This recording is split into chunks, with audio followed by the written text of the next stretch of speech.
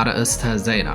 በኢትዮ ሱዳን ድንበር መተማ ዮሐንስ ወረዳ ላይ በተደረገ ተጋድሎ 253 የአገዛዝ ወታደሮች ሲገደሉ ከ55 በላይ የሚሆኑት ደግሞ እጅ መስጠታቸው ታወቀ።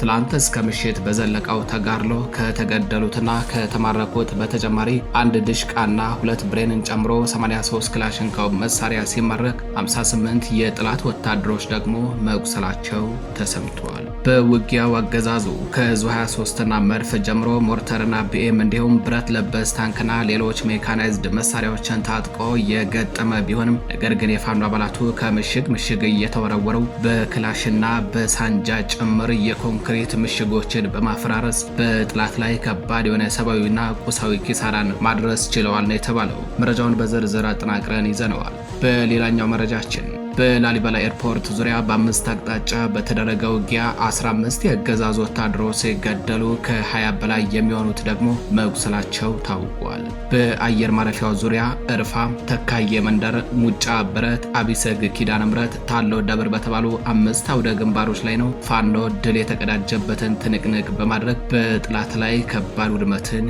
ያደረሰው። መረጃውን በዝርዝር አጠናቅረን ይዘነዋል። በተያያዘ ዜና ወታደራዊ ስትራቴጂክ ስፍራ በመባል በምትታወቀው ጋሼና ከተማ ውስጥ ፋኖ በፈጸመው የሰርጂካል ኦፕሬሽን በርካታ የአገዛዙ ወታደሮች መገደላቸው ታውቋል።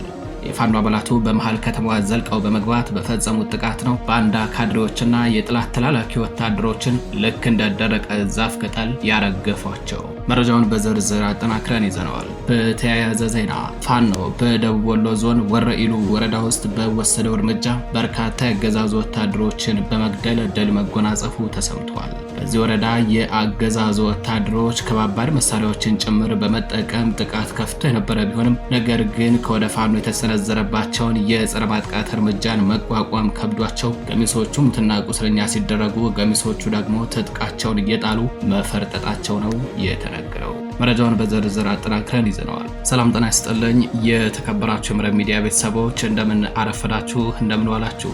ከመረብ ሚዲያ የዛሬ ታህሳስ 6 2018 ዓ.ም የእኩለ ቀን አጫጭር መረጃዎችን አጠናቅረን ይዘን ቀርበናል። መረጃዎቻችን ለብዙዎች ተደራሽ እንዲሆኑ ቻናሉን ላይክ፣ ሰብስክራይብ እንዲሁም ሼር ማድረጋችሁን እንዳዘነጉ አብራችሁን ቆዩ።